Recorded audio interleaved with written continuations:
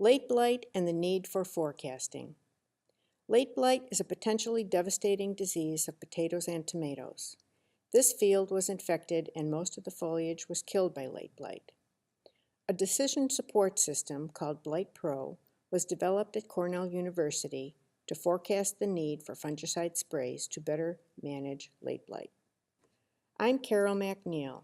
I've collaborated with the Blight Pro Decision Support System team for many years. A late blight lesion is shown on a tomato and a potato leaf.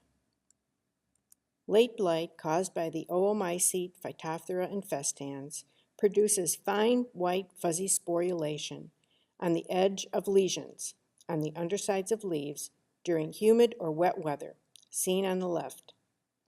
On the right is a mass of spores held off the leaf by long branching sporangiophores.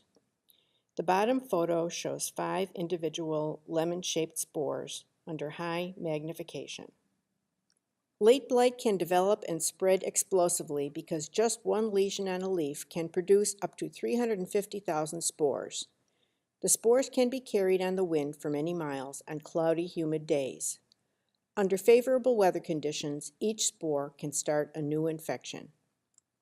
In humid or wet weather, late blight infection can spread rapidly, both within a field and to neighboring fields and farms. Because the spores are windblown, an uncontrolled infection can result in disease as far as 30 miles away. Leaves, stems, potato tubers, and tomato fruit can all be infected.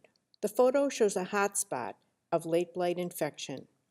A hotspot begins when a single late blight spore lands on a leaf during a period of high humidity, germinates, and starts an infection.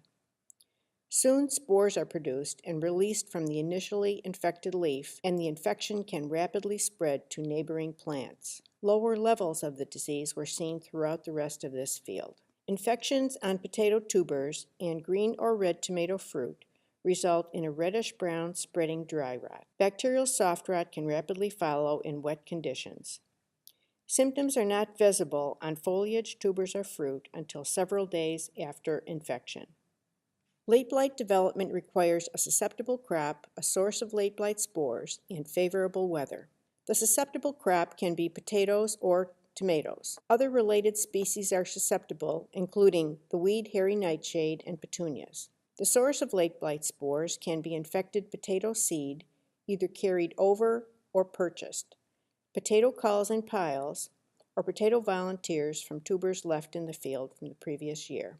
Infected southern tomato transplants can also be a source of infection when they are transported north, since late blight occurs in the south much earlier than in the north. Favorable weather for late blight development is at least 10 to 12 continuous hours of high relative humidity. Late blight development can occur when temperatures are between 45 to 80 degrees during the high relative humidity period. The more hours of high relative humidity, or the warmer the temperature, the faster the disease develops. This relationship is well understood, thus late blight development can be predicted if the weather is known. Hourly weather data is available from many farm and airport weather stations.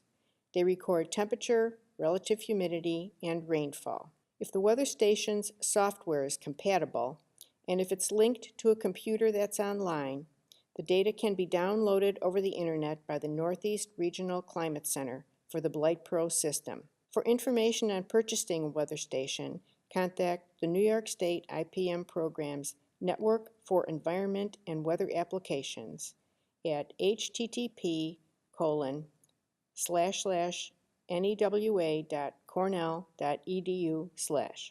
In addition, the National Weather Service now provides detailed weather forecasts for the next few days on a 2-kilometer grid, about 1¼ miles. This public information is also used by Blight Pro. Thus, good weather information is available for forecasting late blight into the near future. This aerial false color infrared photo shows late blight research plots treated with different fungicides. The red plots have healthy foliage. Gray plots show foliage killed by late blight. Decades of Cornell research on potato and tomato varietal susceptibility to late blight and on the effectiveness of a wide range of fungicides in controlling late blight adds to the accuracy of late blight forecasts for growers using Blight Pro. In addition to using late blight forecasting, it is essential that fields be scouted for late blight. Finding late blight when infection first begins greatly increases the possibility of controlling it. Scout fields weekly, more often if wet weather occurs or if late blight is in the area. Check high-risk areas frequently, such as wet spots, near woods, and under power lines if aerial application is used. Conditions will be more favorable for late blight in these areas than in the rest of the field where Blight Pro is focused. Put fresh green foliage with suspicious lesions in a sealed plastic bag and take to a university or extension diagnostic lab. Respond immediately to a late blight confirmation with a fungicide spray and by killing any hot spots. Share confirmations of late blight with neighbors so they can respond. This helps your crops by reducing the risk from an additional late blight source. Why can't you wait to apply a fungicide until you see late blight? You risk losing your crop. Late blight killed most of the foliage in this commercial field. Once just 5% of foliage is infected, you cannot stop late blight development, even with the use of fungicide sprays, though you may slow the development. Late blight can spread explosively in wet weather.